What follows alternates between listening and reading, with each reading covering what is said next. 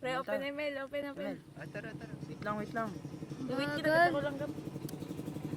Uy, dito na turtle oh. Saan? Wait lang. Talo na naman. Ano ba yan? Boring.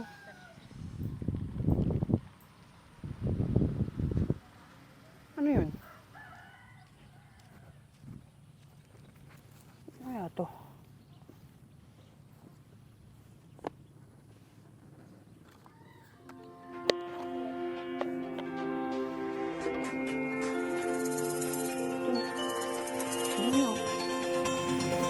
Ganda sa Batanes.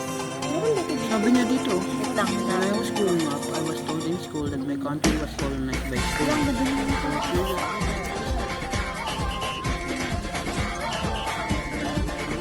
Luksong baka, perong Pilipino. Isang manlalaro ay nakayoko habang ang iba pang mga manlalaro ay tumulan sa kanya. Minsay natuwa ang may likha, 7,000 pulo ang ginawa. Mga oras na Di ba katalon? Sierra Madre is the longest mountain range in the Philippines. It forms from the eastern backbone of Luzon, running from the provinces of So pag Cagayan. may bagyo, hinaharangan niya yun? Pakinggan niyo to ah. Ang mga gadang ay mayamang tradisyon ng pananahi at pagbubulta. Kilala sila sa paggawa ng mga damit na may disenyo gamit ang makukulay ng mga singit. piliin mo, yakapin mo, kayamanan niyang likas. Ganito pala kasi magbasa yan, no? Dinadala tayo sa iba't ibang lugar.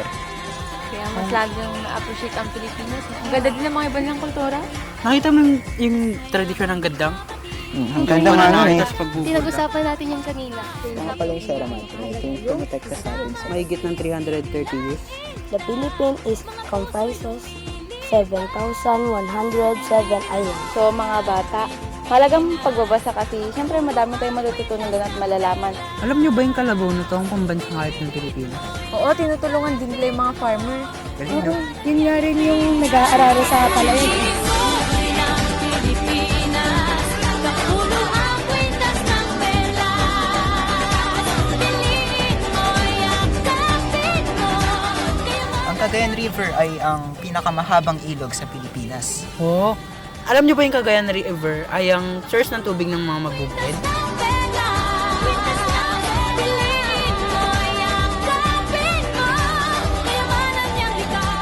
Yun na yun? Gusto ko pa magbasa. Wala na. Guys, may na-discover ako dito. Ano yan? Ano yan? E-book. Ibo? Wow! Pwede kang mag-search. Pwede ka rin matuto dito. Dahil marami Teka. kwento. ano? Oh, ang daming Uy, ang dami!